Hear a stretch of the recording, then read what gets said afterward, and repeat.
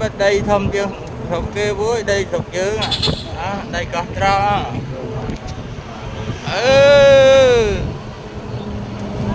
nè hàng cỏ giặt cái chạc cua chứ với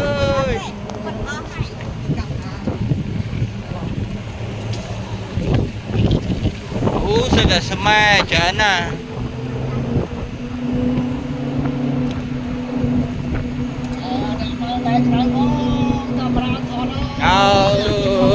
tại rồi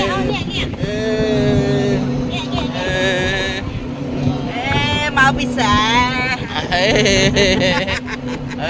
chị Lan đặt mò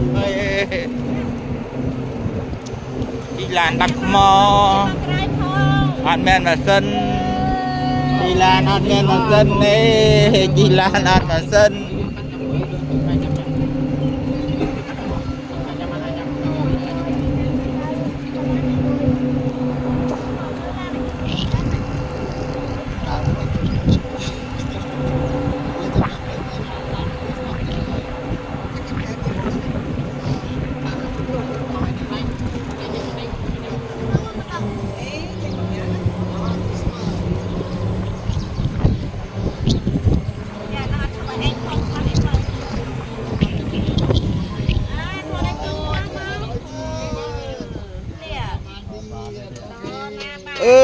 đâu có lại thọt dần